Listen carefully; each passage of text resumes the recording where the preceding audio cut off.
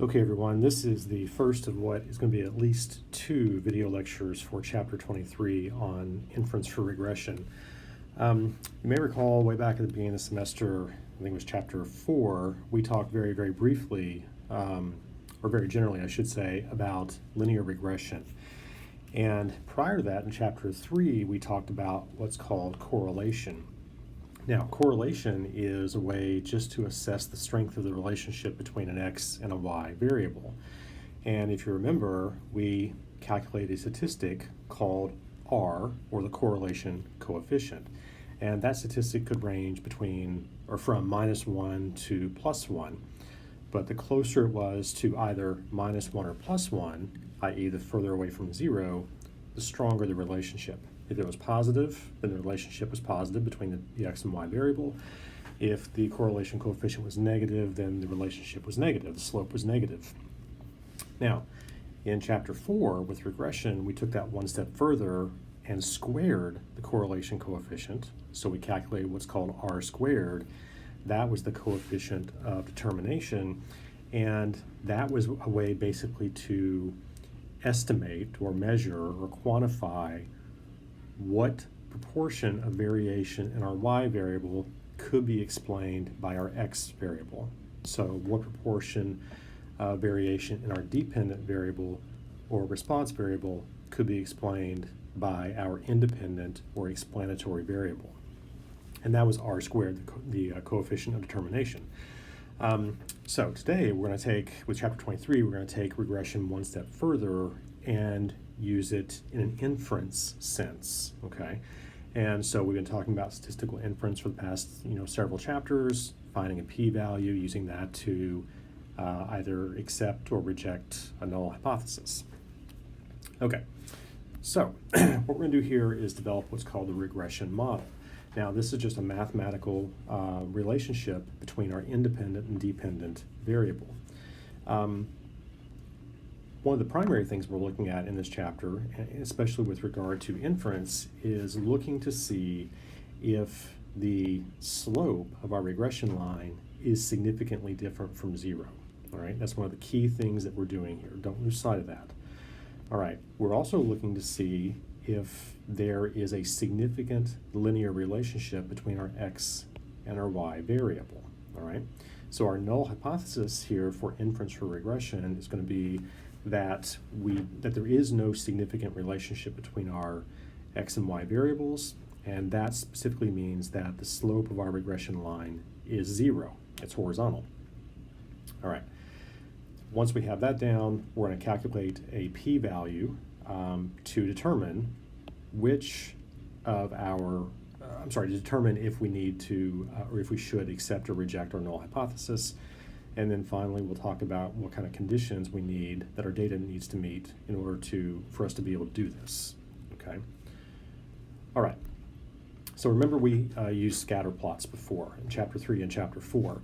Here, for example, we're looking at the relationship between the ambient air temperature in degrees Celsius and the frequency of mating calls in frogs, all right?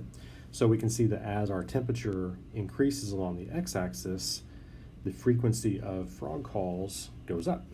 And this makes sense because frogs are ectotherms, meaning that they get their body basically matches the temperature of the external environment. The warmer it is outside, the warmer their body is, and the more active they are. So higher temperatures mean more activity, and so they're calling more often. And you can see we have a fairly good relationship, linear relationship, straight line relationship between ambient air temperature and call frequency.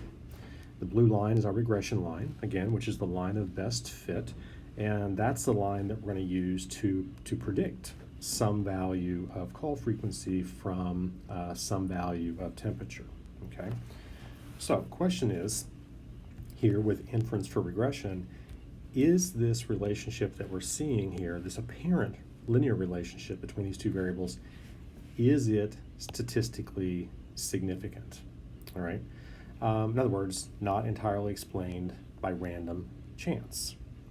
Okay, to do that, we have to basically assess whether or not the slope of that regression line is significantly different from 0. All all right? Okay, recall that the slope of the regression line is y hat, which is our predicted value of y, equals a plus b times x. So y hat means predicted value of y. A is the y-intercept, and b is the slope of the line. So we take our y-intercept and add that to the product of the slope of our line multiplied by some value of x, in this case temperature, and that spits out a predicted value of y, in this case call frequency. All right. So let's say we have an ambient temperature of, oh, I don't know, let's say about 21.5. So right here, in effect, by doing this math with this linear equation here, or this equation for a straight line, what we're doing is drawing a line up to our regression line and then seeing where that intersects on the y-axis.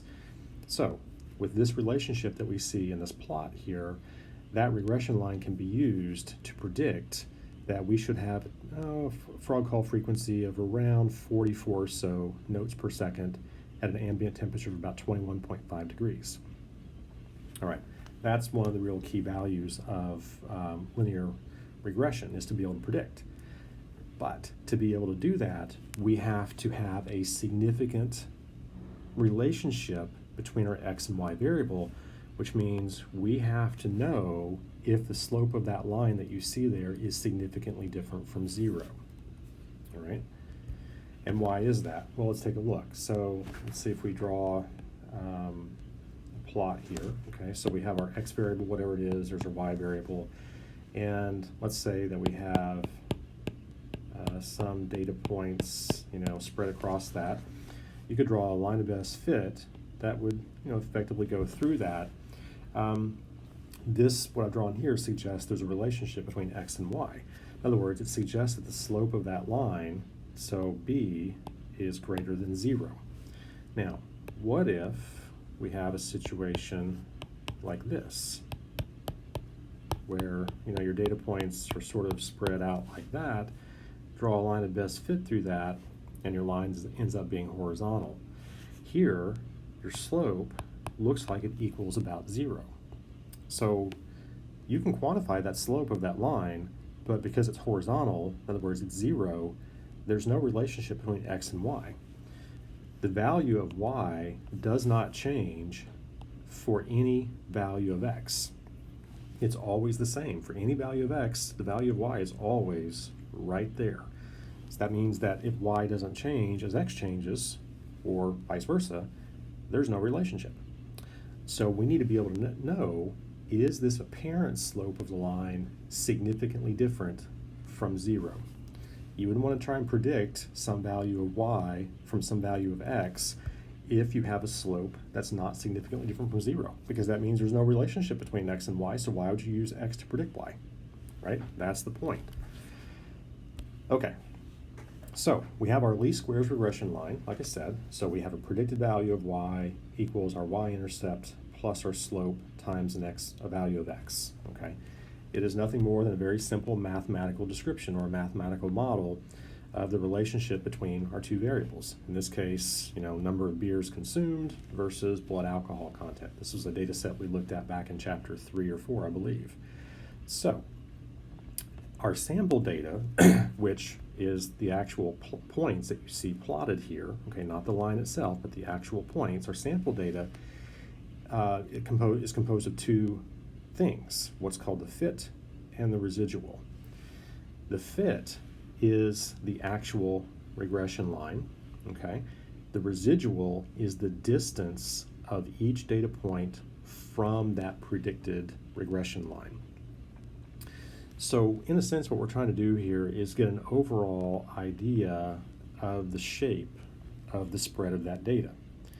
And the shape of the spread of that data, the form of that spread of the data, consists of the regression line itself, that's the fit, and the residuals, which are the distance of each of those data points from that regression line, okay? So for each data point in the sample, the residual is the difference between the predicted value of y That's for any given number of beers, that's the predicted value on the regression line itself, right? The regression line is the predicted values. The residual is the distance between that and each individual value. So the residual for this data point, you take that data point, subtract the predicted value from it, and you get a residual. That's all we're doing here with calculating these residuals, okay?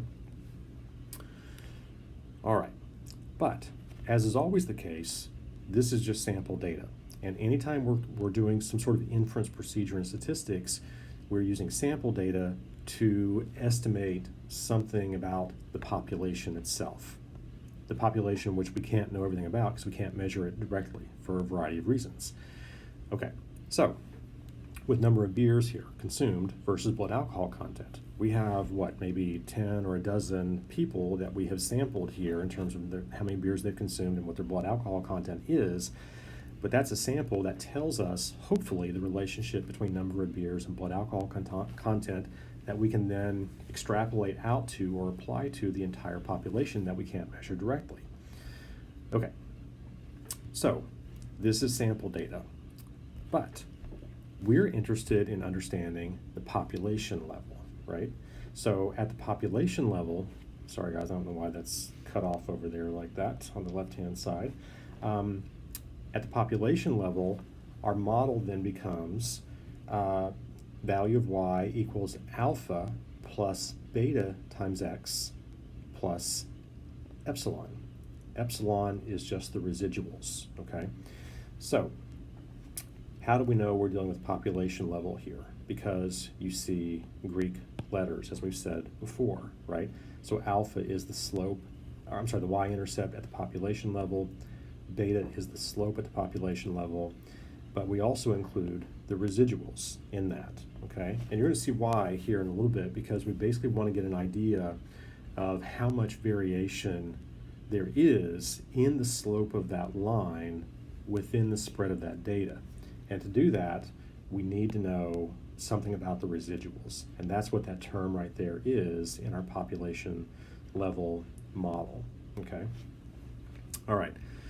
So our residuals are going to be independent and normally distributed. That's the idea. So let's imagine that we have some independent variable here along the x-axis, some dependent variable there along the y. We have a regression line that runs through the spread of data points, as you see here. Okay. At any given value of x, if you knew every conceivable value of y that you might have for that one value of x, and you plotted those, you would see that all those values of y would have a normal distribution. So this is the frequency distribution for the values of y for this value of x. For a different value of x, you have this frequency distribution for those the possible values that y can take. All right, and the same thing here. Now, notice that each of these is normally distributed. Okay, they're normally distributed.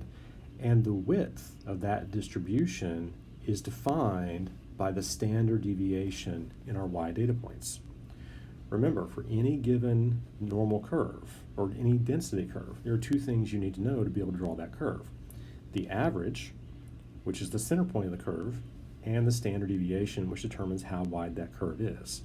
So the sort of hypothetical density curves here for the distribution of y values for a given value of x have a certain width based on the standard deviation along that y-axis, how much those y values vary. They're centered on the regression line, which is the average of that density curve, okay? So we have an x value here, okay, and you draw that in. The average of the x value, or the average of the y values is right there on that regression line in the center of that sort of hypothetical density curve, okay? But the values of y can fall all around it, and they do, and that's why you have this frequency distribution here, okay? And this is true for any conceivable value of x. They all have their own frequency distribution for y values that correspond to those particular values of x. All right, so one of the keys here with key requirements for linear regression is that for any given value of x, the corresponding frequency distributions for the possible values of y have to have the same standard deviation. In other words, these hypothetical curves need to all have the same width at their base. All right, and there's ways we can check that, which we'll see toward the end of the chapter. Okay, so y is called our response variable, right? So what we're interested in is for any given value of x along the x-axis, what is the average response of y? That's the value that you find on the regression line, okay? So for this value of x, we have this average response or value of y with variation around it in how y responds, okay? Same is true here, same is true there. So the population mean response then is the mean of y equals the y-intercept alpha plus the population slope beta times x. All right, but again, that's a population level, right? This is population level. We don't know what that is. We're trying to infer that through statistical inference. All we have is sample data. So for that, we have a predicted value of y equals a plus b times x. Remember, for samples, for sample data, we don't use Greek letters. We use English letters. So a, which is our y-intercept, plus b, which is our slope, all right? So this is the equation at the sample level. So y hat is an unbiased estimate for the mean population response. A is an unbiased estimate for the population intercept alpha, and B is an unbiased estimate for the population slope beta. All right, so for any given value of x, as I said, the responses, y, follow a normal distribution with some standard deviation. And we don't know at the population level what that standard deviation is. We have to estimate it. All right, and as I said, very importantly here, okay, regression assumes you have equal variance of our y variable. In other words, the standard deviation of the y data points is the same for any given value of x. That's just a way of saying that this hypothetical curve has the same standard deviation as that one, and so on. They all have the same width at their base, all right? That's a key requirement of regression, and we'll see how to check that later on. So what we need to do here is be able to quantify how much variation along the y-axis there is for any given value of x. We need to be able to infer, or I should say estimate, how much standard deviation we have in these sort of hypothetical response curves for our dependent variable. We need to be able to calculate what's called the regression standard error. Just think of this as the standard deviation of the y data. That's the easiest way to think of this, all right? So for some number of sample data points, this is computed from the residuals. Remember, the residual is how far each data point differs vertically along the y-axis from the predicted value, from the regression line. So S then equals the residuals squared and summed, divided by n minus 2, take the square root. So we take each individual value of y in our data, our y data points. For each of those data points, we subtract the predicted value of y. We square it, all right? We then add all those square differences, divide that sum by n minus 2, and take the square root of it. And that gives us the regression standard error. It's a measure of the standard deviation in our y data, okay? This is an unbiased estimate of the regression standard deviation, right? That's our population level standard deviation in our y data that we're trying to estimate. S, or the regression standard error, is an estimate of that. All right, so regression standard error is going to measure variation in the response variable. It's going to measure the vertical deviations from the best fit line. So it's going to take into account that residual, right? That residual, those residuals. It takes into account all these residuals, gives us one number that basically describes the shape of the spread of that data, okay, vertically. right? Vertically, not horizontally, but vertically. We have another measure of horizontal variation that we're going to deal with here in a moment. All right. So let's take a look, for example. Let's imagine that we have a large regression standard error. Okay, that's what we have here in this example on the left.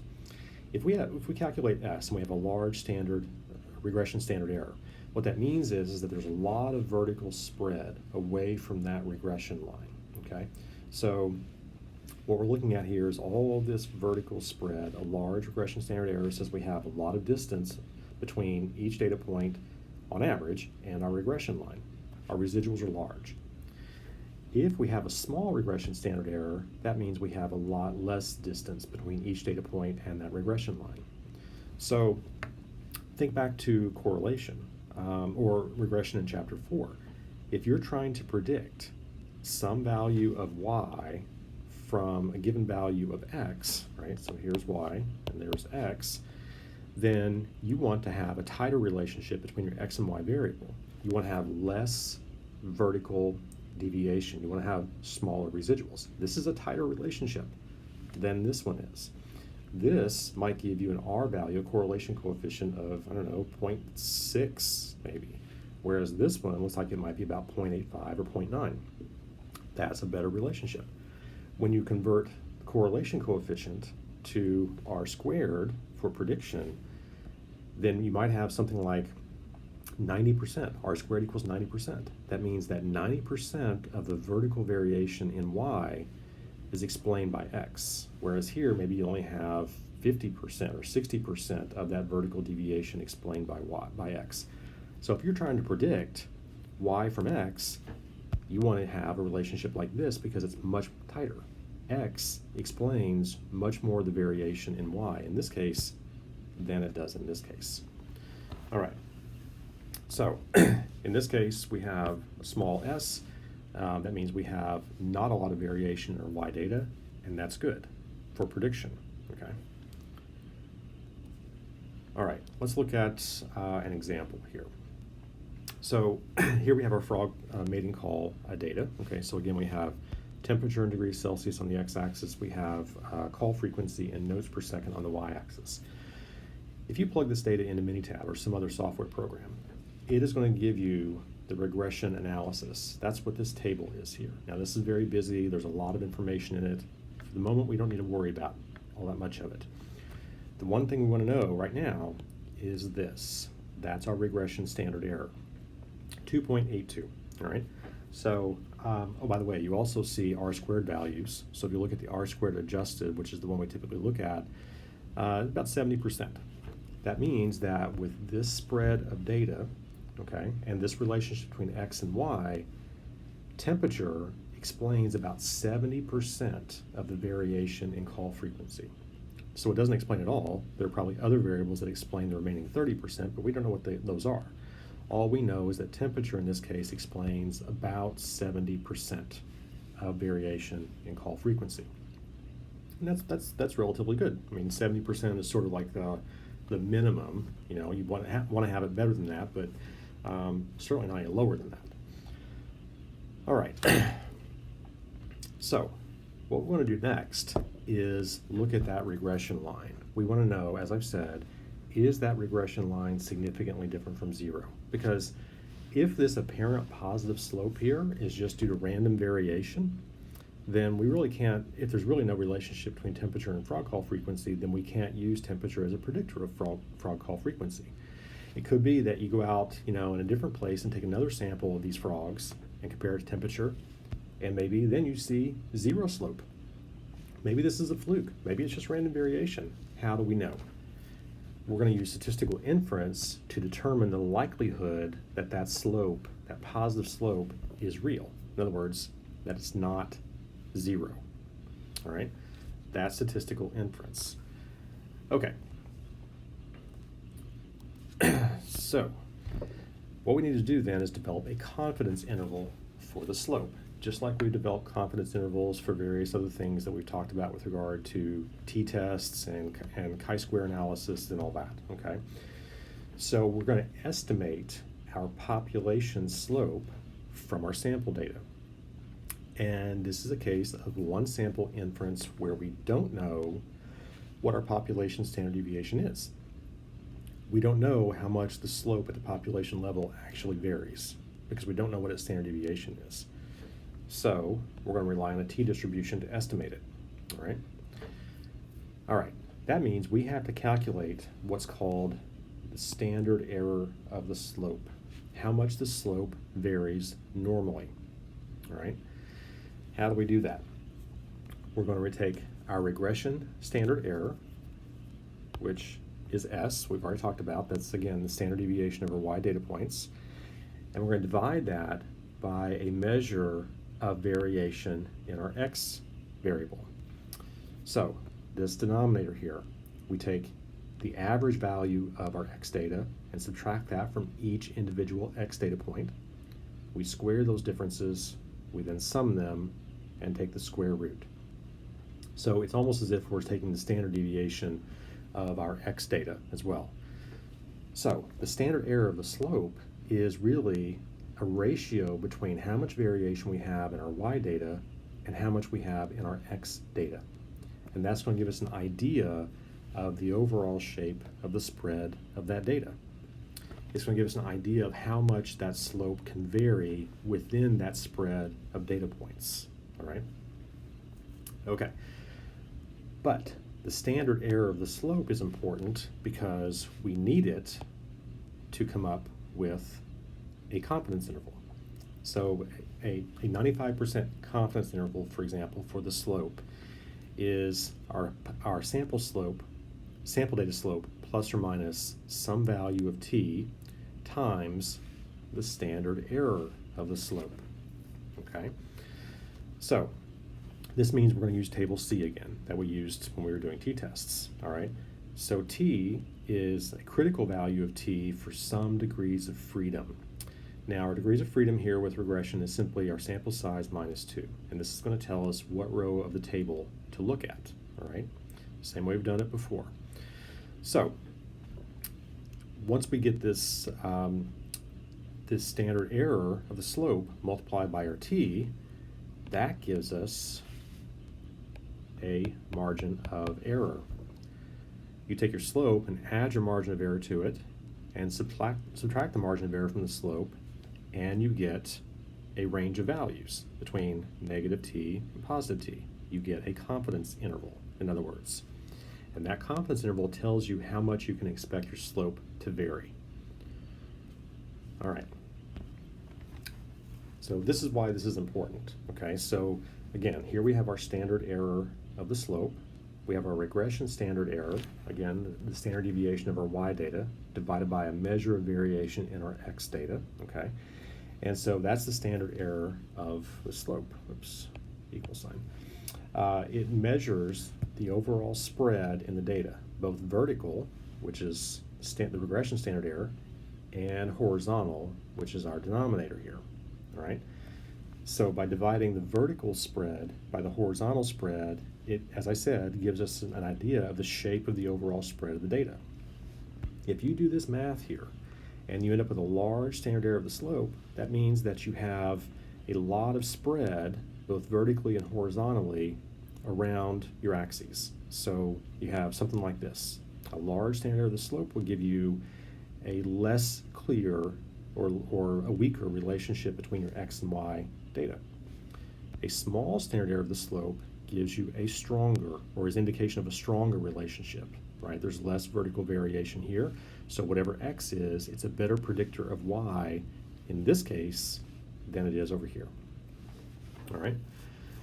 Okay, now that's really important because what we're interested in is understanding how much that regression line can vary. So let's look at it over here on the left. So there's a central point there, right? If you take the average of X and the average of Y, they meet in the middle, in the center of that regression line. So think of that central point, the average of X and Y, as a pivot point. That regression line could pivot this way and this way, in which case you'd have a line with a slope a little bit steeper, right? Or it could pivot back that way and this way, in which case then you'd have a regression line with a less steep slope. The point is that regression line can pivot, and the wider the amount of spread, especially vertical spread, the more room there is for it to pivot around that central point. Here, again, you have that central point, that pivot point, but there is less room for that slope to vary. There's less room for the regression line to pivot, right? It can't pivot as much because your data points don't have as much vertical variation. There's a stronger relationship between x and y. So here, your confidence interval for the slope will be larger, a lot more room to pivot, than in this case, where you'd have a smaller confidence interval, less room to pivot. You're more sure of the slope here than you are here, okay? All right, so let's take a look. This is really important because, again, we're trying to figure out if the slope of that line is significantly different from 0. That's the whole point here, right? Okay, well, if we need to calculate t to arrive at a p-value, we're doing that because we want to determine if the slope is significantly different from 0, as I said. So, to find t, okay, and then look that up on a table to get a p-value, we divide the regression line slope by the standard error of the slope. So the standard error of the slope, again, is the measure of the standard deviation in our y data points divided by basically the standard deviation in your x data points. We take the slope of our line and divide it by that, divided by the standard error of the slope, and if we end up with a large standard error of the slope, that means we have a small value of t, which means a large p-value. Remember, t is a measure of standard deviations, right? Think about your empirical rule. Roughly 2 standard deviations out is 95% of the area of the curve. So if you get a small t, say 1 or 1.5, you know it's not significant because you know you're at less than 95% confidence.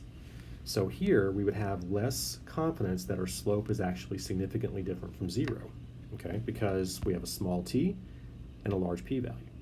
But in this instance, you have you divide your regression standard, divide your slope by your regression standard error, and you would get a small standard error of the slope.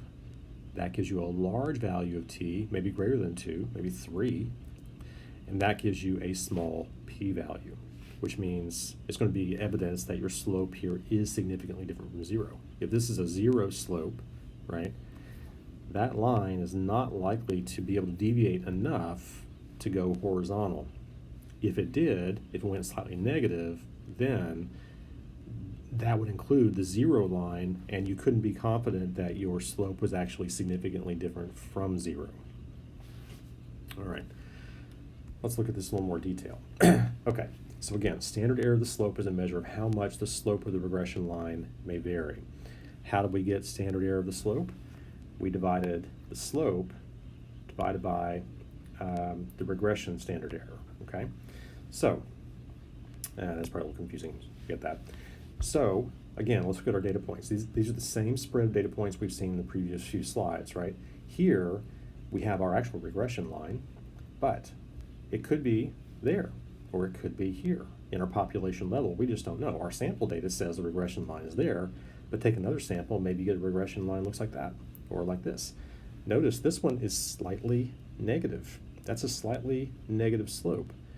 So there's so much vertical variation here, so much wiggle room, so to speak, for that slope to vary. It could actually include, or the slope could dip below the 0 line, the 0 slope line.